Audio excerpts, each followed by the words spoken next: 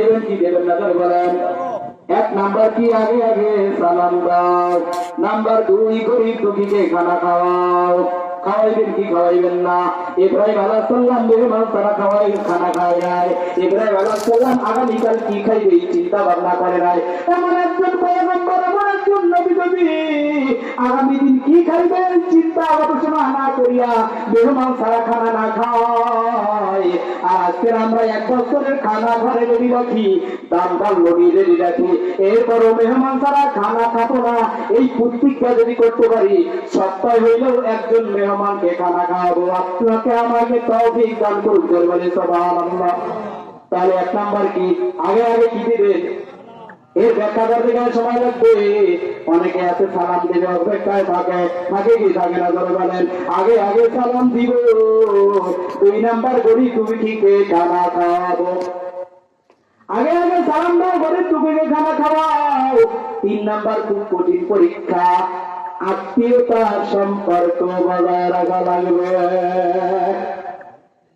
এখন আত্মীয় হয়ে গেছে সব উমুক সুমুক দলীয়, উমুক এলাকার উমুক ভাই।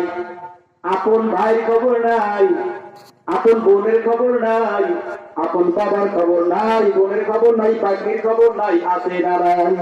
এই দেখা করলে সময় লাগবে বাবা। আত্মীয়তার সম্পর্ক বজায় রাখা লাগবে।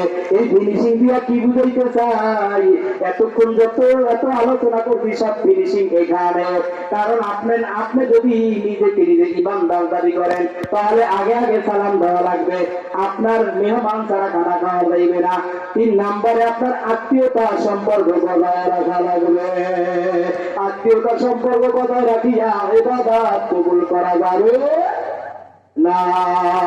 4 নাম্বার, রাত্র যখন গভীর হবে তখন দাঁড়ায়া দাঁড়ায়া মালিককে নামাজ পড়িয়া দেখান লাগবে। এটা যদি করতে পারেন, আপনি এই জামানার শ্রেষ্ঠ ওলি হইয়া যাবেন। জোরে বলি সুবহানাল্লাহ। এই 4টা কাজ করা যাবে কি যাবে না? ব্যাখ্যা ছাড়া আমি সংক্ষেপে হাদিসের উৎপত্তি দিয়ে দিলাম। 2 নাম্বারে হাদিসটা বলবো, আল মারআতু সাল্লাল্লাহু আলাইহি ওয়াসাল্লাম খামসাহা।